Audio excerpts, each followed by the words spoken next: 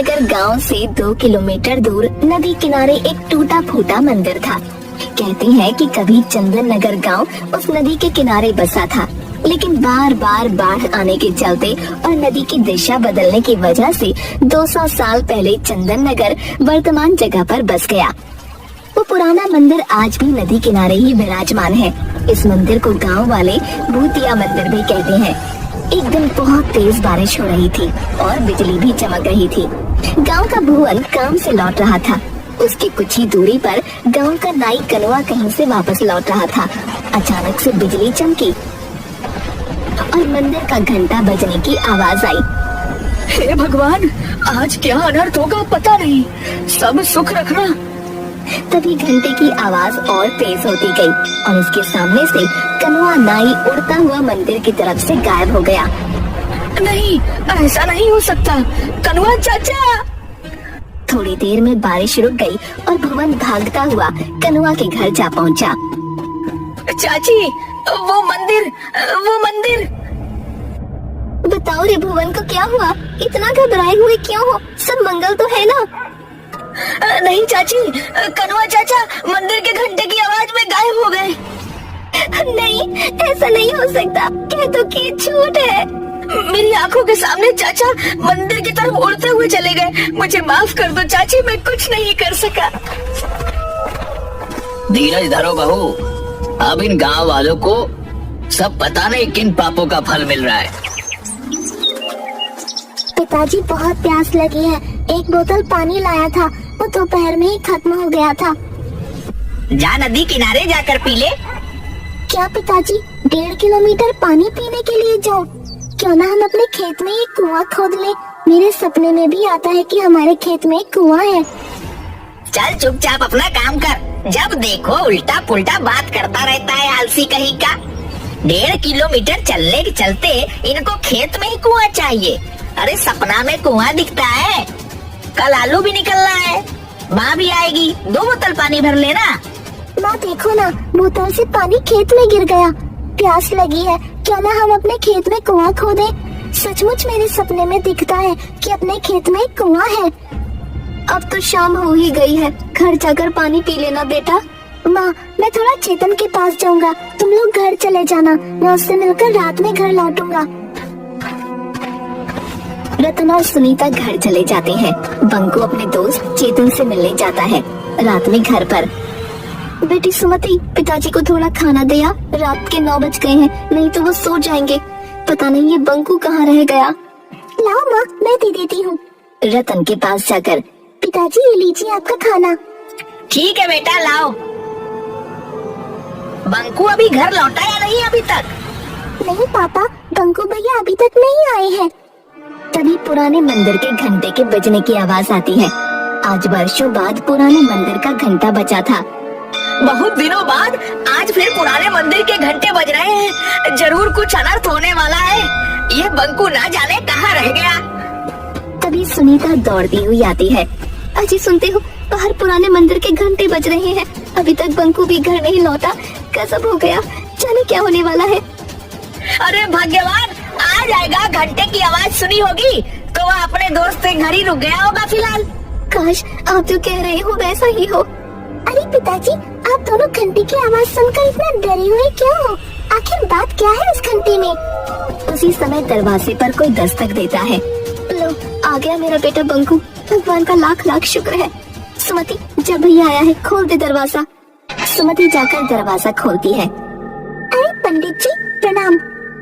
हाँ बेटा, मुखिया जी के यहाँ पूजा करवा कर लौट रहा था, तभी पुराने मंदिर का घंटा बजने लगा तो मैं यहाँ आ गया। अरे पंडित जी प्रणाम। आइए आइए, अंदर आइए। बड़े दिनों बाद पुराने मंदिर का घंटा बजा है। पता नहीं किस बदनसीब की किस्मत खराब है। वैसे तुम्हारे परिवार में तो सब सुरक्षित है ना? मुंह क्यों लटका हुआ है तुम्हारा? प्रणाम पंडित जी। देखिए ना, बंकू दोस्त के यहाँ गया था, अभी तक लौटा नहीं है। पुराने मंदिर से घंटे की आवाज आ रही है, चिंता लगी हुई है। धीरज रखो बहू, कुछ नहीं होगा बंकू को।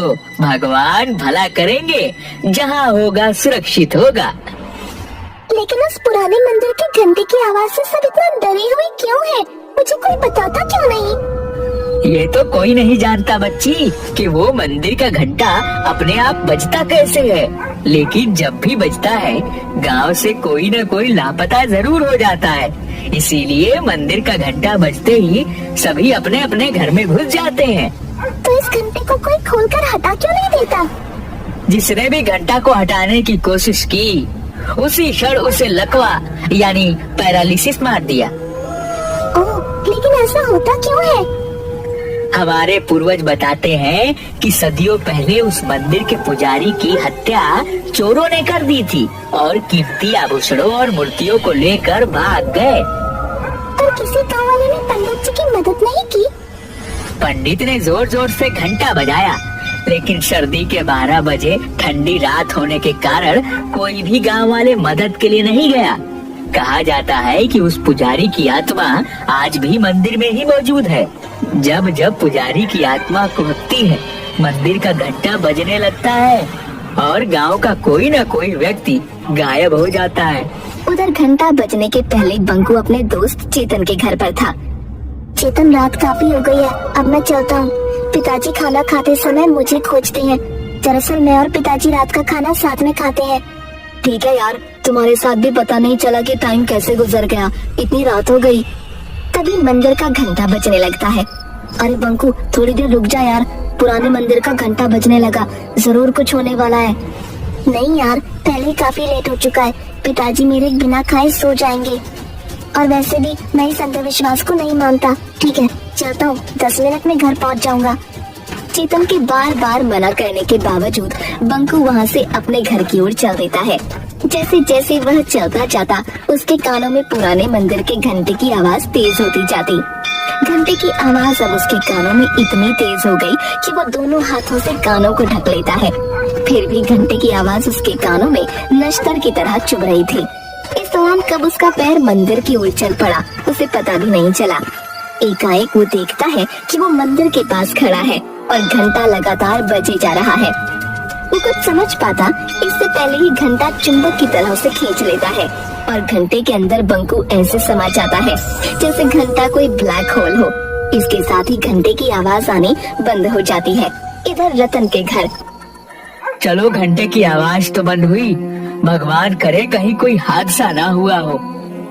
ठीक है रतन, अब मैं चलता हूँ। बंकू भी तुम्हारा 10-15 मिनट में आ ही जाएगा।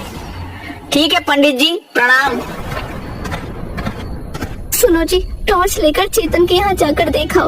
घंटे की आवाज तो बंद हुए आधा घंटा हो गया, बंकू अभी तक घर नहीं लौटा। तुम ठीक कह रही हो सुनीता, मैं अभी जाकर चेतन के घर बंकू को देख कर आता हूँ। सुमति, जरा टॉर्च तो लो ना। रतन पूरा रास्ता टॉर्च से बंकू को खोजते हुए चेतन के घर पहुंचा। वो दरवाजा खटखटाता है। अरे अंकल, आप, बंकू तो यहाँ से आधा घंटा पहले ही चला गया जब घंटा बज रहा था। अभी तक घर नहीं पहुँचा क्या? नहीं बेटा, अभी तक तो बंकू घर नहीं पहुँचा, लेकिन जब पुराने मंदिर का घंटा बज रहा था तब उसे जाने क्यों दिए? अंकल, मैं बार बार उसे मना कर रहा था कि अभी मत जा, लेकिन वो बोला कि मैं अंधविश्वास में नहीं मानता। मेरे पिताजी मेरे बगैर खाना नहीं खाते और वो उसी समय चला गया। चेतन और रतन दोनों मिलकर बंकू को बहुत ढूंढते हैं, लेकिन बंकू कहीं नहीं मिलता।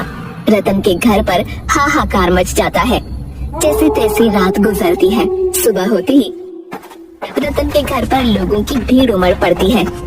रतन भाई, मुझे अभी अभी पता चला कि घंटे की आवाज जो रात में हुई थी उसके बाद से तुम्हारा बंकू गायब है। मुझे इस बात का बहुत अफसोस है, लेकिन इसमें हम लोग कर भी क्या सकते हैं। सरपंच साहब, बंकू मेरा इकलौता बेटा था। वह पूजा पाठ अंधविश्वास को नहीं मानता था। कितनी बार उसे समझाया, लेकिन वह नहीं माना। आज उसी का फल हम लोग भोग रहे हैं। नियति के आगे हम सब लोग बेबस हैं। मैं जानता हूँ कि तुम्हारे ऊपर क्या बीत रहा है। हम लोग तो सिर्फ सांत्वना ही दे सकते हैं। हाँ, बेटा तो चला गया, अब तो सिर्फ सांत्वना ही हमारे हिस्से बचा है। अभी कल ही वह कह रहा था कि पिताजी, ये कुआं खेत में खुदवा दीजिए। मेरे सपने में आता है कि अपने खेत में एक कुआं है। 2-3 दिन बाद गांव में एक दुष्ट पंडित बाबा चूरनदास आते हैं। उसे पता चलता है कि रतन के घर से उसका इकलौता बेटा बंकू गायब हो गया है।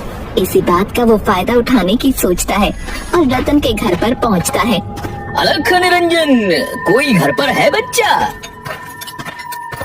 बच्चा तो नहीं रहा। लीजिए महाराज, 1 किलो चावल स्वीकार कीजिए। नहीं माता, मैं भिक्षा मांगने नहीं आया। मुझे मालूम है कि तुम्हारा बच्चा पिछले दिनों गायब हो गया है। कोई बात नहीं, हम उसे वापस लाएंगे। महाराज की जय हो। कोई भी उपाय करे महाराज, कैसे भी मेरा बच्चा मुझसे मिलवा दे। नारायण नारायण, तुम्हारा बच्चा तुम्हें जरूर मिलेगा माता। बस थोड़ा सा दान पुण्य करना होगा। घर में जितना भी सोना है उसका त्याग करना होगा। महाराज, सोने जैसे बेटे के सामने ये नकली सोना किस काम का। मैं अभी आपको घर में रखा सारा सोना जेवर लाकर देती हूँ। सुनीता घर में रखा सारा सोने का गहना लाकर बाबा चूरन दास को दे देती है। ये लो बाबा, मेरे यहाँ जितने भी सोने के गहने थे वो सब मैं ले आई। रुको, कान में मेरी बाली भी ले लो, मुझे मेरे बेटे से मिलवा दो बाबा। अलख निरंजन, अब चलो, हमें पुरानी मंदिर चलना होगा। वही तुम्हारा बेटा तुमसे मिलेगा। बाबा चूरन दास सुनीता के परिवार को पुराने मंदिर की ओर ले चल पड़ते हैं। जल्दी ये बात पूरे गांव में फैल जाती है। बाबा चूरन दास बंकू को वापस लाएंगे। जिनके बच्चे या परिवार का कोई सदस्य अभी तक गायब हुए थे, सब अपने अपने घर के गहने लाकर बाबा चूरन दास के पास पहुंच जाते हैं। बाबा, ये लो मेरे घर के सारे गहने, हमारे बच्चे को वापस ले आओ। बाबा, मेरा भी चाचा को वापस ला दो। ये लो गहने, मेरे पिताजी को वापस ले आओ। ये लो गहने। जल्दी बाबा के पास सोने के आभूषणों का अंबार लग जाता है। आप लोग शांति बनाए रखें, सभी को उसके परिजन मिल जाएंगे। अभी हम एक हवन करेंगे। चूरन दास मास्क पहनकर हवन में कुछ भस्म फेंकता है, जिससे पूरे मंदिर परिसर में धुआं फैल जाता है और धुएं में सारे लोग बेहोश हो जाते हैं। चूरन दास फौरन सारे जेवर समेटकर एक बोरे में भरकर भागने लगता है। तभी मंदिर में टंगे घंटे से एकाएक किरणें निकलती हैं और चूरन दास वहीं पर अपाहिज हो जाता है। थोड़ी देर बाद सभी को होश आता है। मुझे बचा लो, कोई मुझे बचाओ, मैं पूरी तरह अपाहिज हो चुका हूँ। मैंने तुम लोगों के साथ धोखा किया है। हे भगवान, अब किसी के साथ धोखा नहीं करूँगा। दुष्ट पंडित, तुम्हारी यही सजा है। तुमने कई लोगों के भावनाओं को धोखा दिया है। अब पड़े रहो यही। उधर सुनीता ने रात में कहा था कि उसके बेटे की आखिरी इच्छा खेत में कुआं खुदवाने की थी, इसलिए रतन बंकू को याद कर खेत में कुआं खोद रहा होता है।